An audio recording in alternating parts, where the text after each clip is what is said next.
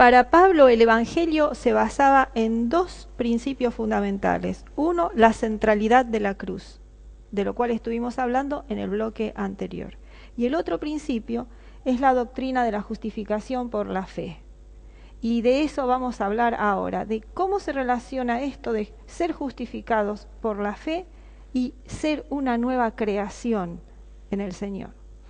Para eso, Cristina, te quiero invitar de que vayamos a Gálatas capítulo 6, versículo 15. Sí. En esta versión de la Reina Valera 1960 dice: porque en Cristo Jesús ni la circuncisión vale nada, ni la incircuncisión, sino una nueva creación. Es interesante. O sea, Pablo de alguna manera aquí está planteando, colocando la base de cómo se da la salvación, ¿verdad? O sea, no es por mérito propio, ni es por mérito del hombre, ¿verdad? Porque inclusive ni siquiera por la incircuncisión, por más que fuera incircunciso, acá tiene que ver una nueva creación. ¿Cómo se dará esa nueva creación? ¿Me permitís? Interesante, porque podría irse la opinión de la membresía, del público, de las personas al escuchar o al leer a Pablo, de una punta del péndulo a la otra. Bueno, si los que se circuncidan están haciéndolo mal, yo que no me circuncido lo estoy haciendo bien.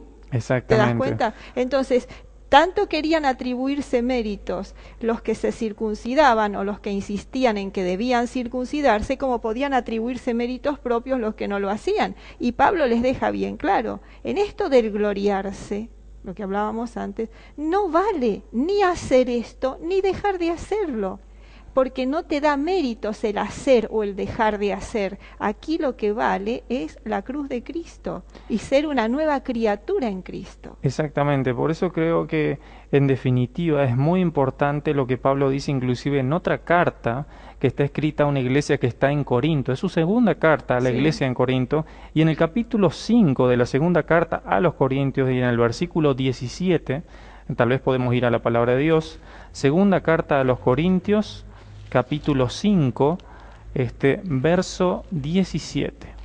Y aquí nos dice la palabra de Dios. Dice: de modo que si alguno está en Cristo, ¿verdad? En Cristo, nueva criatura es.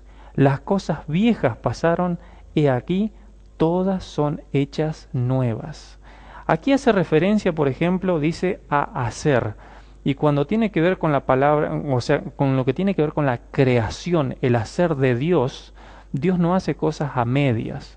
Por eso acá dice nueva criatura es. Las cosas viejas pasaron.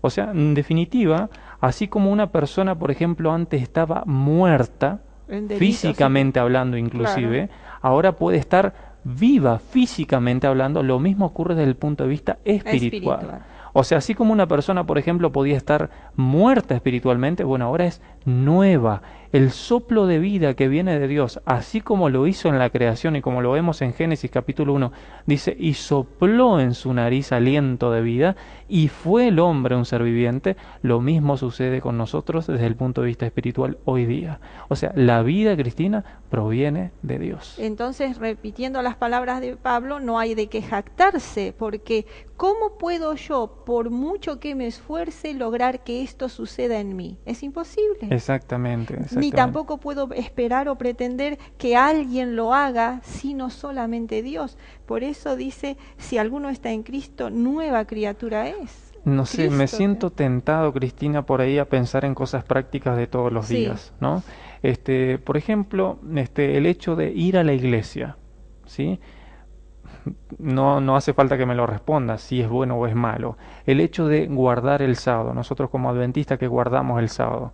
Ahora, cuando el hecho de ir a la iglesia, el hecho de guardar el sábado, el hecho inclusive de guardar los mandamientos, lo hacemos por nuestro propio mérito, o para que nosotros seamos vistos porque lo estamos haciendo, o para posicionarnos socialmente dentro de la comunidad, ahí empieza el problema. Claro. Ahí empieza el problema. Por eso que justamente el apóstol Pablo dice: ni la circuncisión ni la incircuncisión, sino una nueva criatura. Tiene que ver con una conversión del corazón, una entrega del corazón, ¿verdad? Y es ese cambio de 180 grados.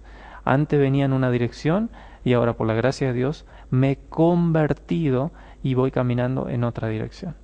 Acá encontramos en nuestro folleto, ustedes también lo tienen, si se fijan, en la mitad del día miércoles, dice que la palabra creación viene de una palabra que es ctisis, ¿no es cierto? Sí, es verdad. Y se refiere a una creación individual, pero que de cualquier manera, o colectiva también, pero también dice que siempre se aplica a que tiene que haber un creador, es decir, alguien, lo que hablábamos antes, tiene que haber alguien con la capacidad y el poder como para poder hacerlo. Poder realmente hacer. Y me gustó esta frase que tenemos justo en la mitad del día miércoles. Robert, te la voy a compartir. Dice, Bueno, esto del nuevo nacimiento es un acto divino. Dios toma a una persona espiritualmente muerta y alienta vida espiritual en ella. Entonces es lo que estabas diciendo vos y me hace recordar el caso de Nicodemo, ¿no es cierto? Cuando se acerca de noche y le pregunta cómo puede tener vida eterna y le dice que lo que necesita Jesús le dice que lo que necesita es nacer de nuevo.